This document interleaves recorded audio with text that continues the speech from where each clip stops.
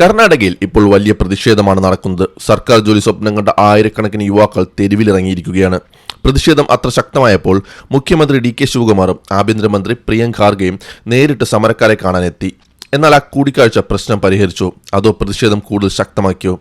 സംഭവത്തിന് തുടക്കം police constable recruitment പരീക്ഷയിലാണ്. പരീക്ഷ നടത്തിപ്പിൽ ഗുരുതര ക്രമക്കേടുകൾ ഉണ്ടായെന്നാണ് വിദ്യാർത്ഥികളുടെ ആരോപണം. ചില പരീക്ഷാ കേന്ദ്രങ്ങളിൽ ചോദ്യപേപ്പർ വൈകി വിതരണം ചെയ്തു. ചിലയിടങ്ങളിൽ OMR ഷീറ്റുമായി ബന്ധപ്പെട്ട ആശയക്കുഴപ്പമുണ്ടായെന്നും വ്യത്യസ്ത കേന്ദ്രങ്ങളിൽ വ്യത്യസ്ത രീതികളിലാണ് സ്വീകരിച്ചതെന്നും വിദ്യാർത്ഥികൾ പറയുന്നു. ഇതോടെ പരീക്ഷയുടെ വിശ്വാസ്യത തന്നെ ചോദ്യം ചെയ്യപ്പെടാൻ തുടങ്ങി. ഇതിന് പിന്നാലെ നൂറുകണക്കിന് ഉദ്യോഗാർത്ഥികൾ പ്രതിഷേധവുമായി രംഗത്തെത്തി.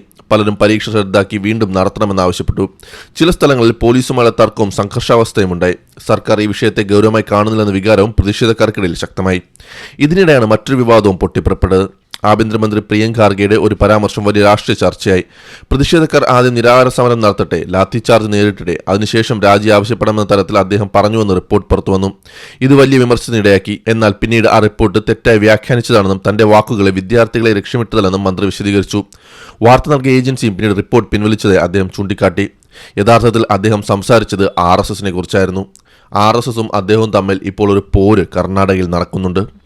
ഇതിനുശേഷമാണ് പ്രതിഷേധിക്കുന്ന വിദ്യാർത്ഥികളെ മുഖ്യമന്ത്രി DK ശിവകുമാറും ആഭ്യന്തരമന്ത്രി പ്രിയങ്ക് ഖാർഗെയും നേരിട്ട് കൂടിക്കാഴ്ച നടത്തിയത്.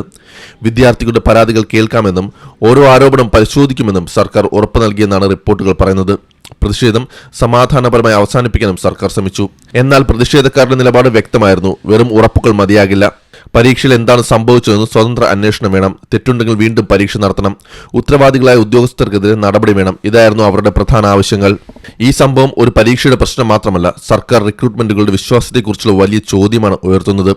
വർഷങ്ങളോളം പഠിച്ച് ഒരു പരീക്ഷയ്ക്കായി തയ്യാറെടുക്കുന്ന യുവാക്കൾക്ക് പരീക്ഷാ നടത്തിപ്പിൽ പോലും വിശ്വാസമില്ലെങ്കിൽ അതവരുടെ ഭാവിയെ നേരിട്ട് ബാധിക്കുന്ന വിഷയമാണ്. പ്രതിപക്ഷവും ഈ വിഷയം ശക്തമായി ഏറ്റെടുത്തിട്ടുണ്ട്. സർക്കാരിന്റെ അനാസ്ഥയാണ് പ്രതിഷേധത്തിന് കാരണമെന്നും ആഭ്യന്തരമന്ത്രി രാജിവെക്കണമെന്നും പ്രതിപക്ഷം ആവശ്യപ്പെടുന്നു. അതേസമയം സർക്കാർ പറയുന്നത് പരീക്ഷയിൽ വ്യാപക ക്രമക്കേട് നടന്നിട്ടില്ലെന്നും ലഭിച്ച എല്ലാ പരാതികളും പരിശോധിക്കുമെന്നാണ്. ഇപ്പോൾ എല്ലാവരും കാത്തിരിക്കുന്നത് സർക്കാരിന്റെ അന്തിമ തീരുമാനത്തിനാണ്. അന്വേഷണം നടക്കുമോ? പരീക്ഷ വീണ്ടും നടത്തുമോ? പ്രതിഷേധക്കാരുടെ ആവശ്യങ്ങൾ അംഗീകരിക്കുമോ? അതോ സർക്കാർ നിലവിലെ നിലപാടിൽ തന്നെ തുടരുമോ? ഈ തീരുമാനങ്ങളാകും വരും ദിവസങ്ങളിൽ കർണാടകയിലെ രാഷ്ട്രീയത്തെയും യുവജന പ്രതിഷേധത്തെയും സ്വാധീനിക്കുക.